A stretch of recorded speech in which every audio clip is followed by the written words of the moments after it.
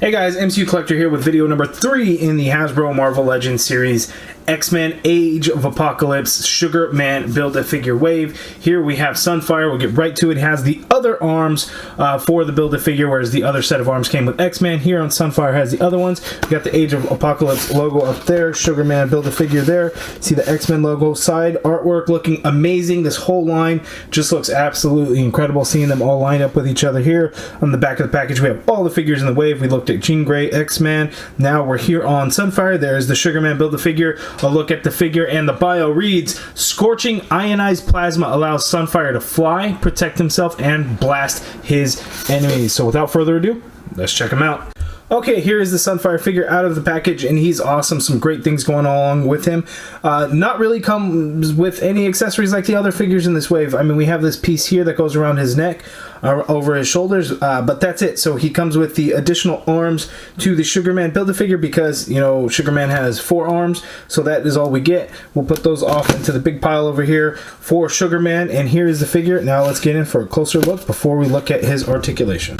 Okay, and here is an up-close look at Sunfire, and he looks pretty awesome. Now, this is the Age of Apocalypse look, and so it is different, very different from the Warlock Build-A-Figure Wave Sunfire that we got released before. I will show a side-by-side comparison so you can see the two side-by-side, and you can see all of the differences because there isn't really a whole lot that is the same. So here, believe it or not, this is the second release by Hasbro in the Age of Apocalypse Sunfire version. Now, the first one was an exclusive to Toy Fair. I don't think it's the same as New York Toy Fair because that one was spelled T-O-Y-F-A-R-E. So I don't know exactly what it was exclusive to, but it's some kind of Toy Fair exclusive. Looks just like this, but it used an older buck that I think was originally from Toy Biz. I think it was the same one as that Iron Fist, probably. I don't really know. I've never seen that figure in person, so I couldn't tell you for sure. But it is the same look to it. And this looks pretty awesome. The yellow translucent plastic looks really good. The black that they painted on there is pretty good for the most part. I mean, you could see some missed spots on some of the crevices and seams, things like that. Not a big deal. Looks pretty good. We get these flame effect forearms and hands. Those are the same that came with the Walgreens exclusive Human Torch figure. So those forearms and hands are the exact same, as you could see. Both the right fist and the open flame hand on the left. Other than that, not a whole lot of paint going on, but looks really good. Now, this piece that goes around here goes over his shoulder. That's actually glued on, so that's not going to be coming off. It's just there. We get a darker orange plastic for the flame effect, and that comes out looking really good there. We get some darker orange for where his eyes are, and those are painted in there before this white portion was glued on, because you can actually see some of that orange paint kind of heading over here where it wasn't really fully covered by that mask portion there.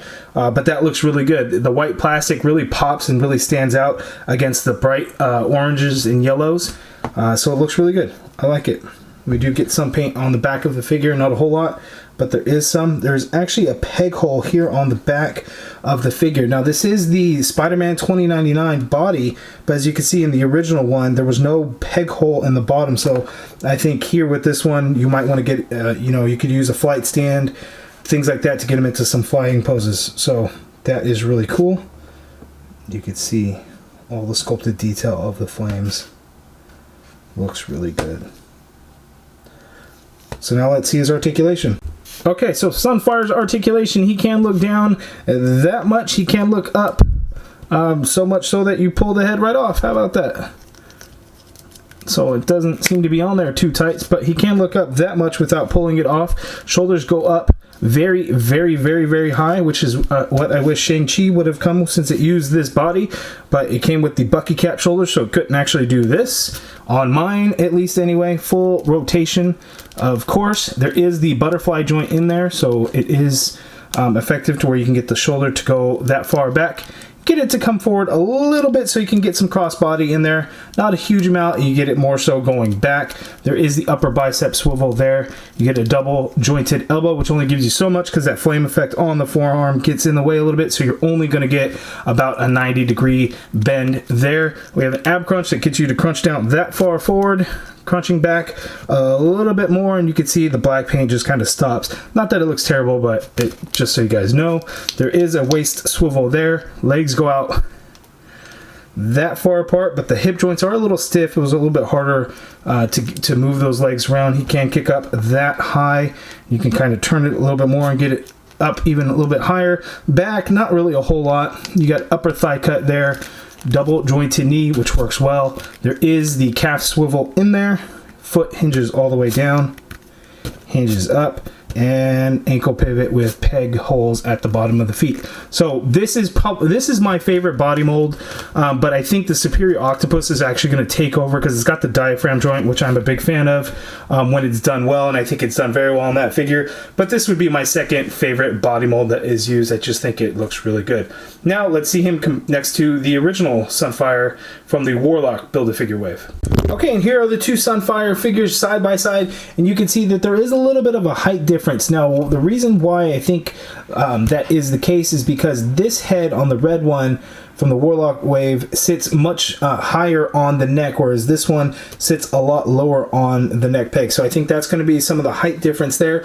But again, the body is the same, but we have the different forearms and hands, whereas the whole lower body and stuff is the same. It's the Spider-Man 2099 figure. This was the second figure to use that body mold, and this is actually part of the very first wave that I actually started to review. So that Warlock Build-A-Figure wave was the first wave when I first started doing a review, so that holds a special place.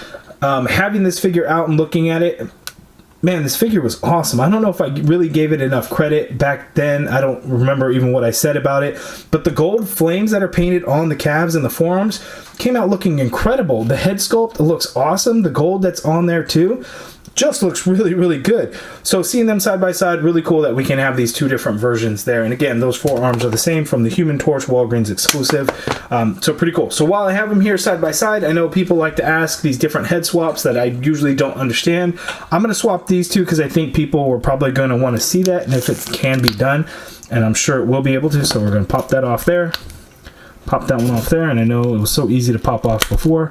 So here you can see it sits much lower on the neck, I guess. That's kind of weird how that does that on these different ones.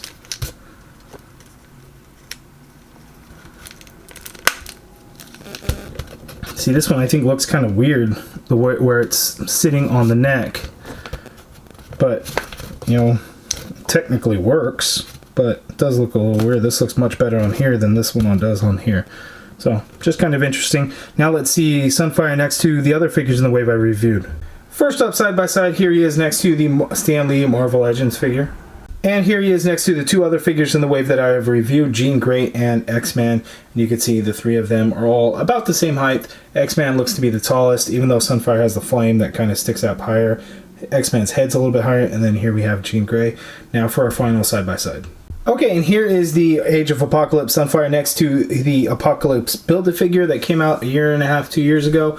Now keep in mind again, and I'll probably say this in every video, is that this will be re-released with a repaint, different head sculpt, different accessories in the deluxe line. So it'll be like a $30 figure release. It'll come with a cape and a whole different paint scheme to match that of the Age of Apocalypse storyline. So that will be coming, because I know a lot of people slept on this Build-A-Figure and then had a hard time getting the head from Guardian of all figures, right? That was the biggest peg warmer of the wave, but yet it became difficult to find. So Apocalypse is coming, but for now, here are these two side by side. You guys let me know down in the comments below what you guys think of this figure. Are you going to be picking up the Sunfire figure, or are you happy with your Warlock wave? I'm curious. You let me know down in the comments below.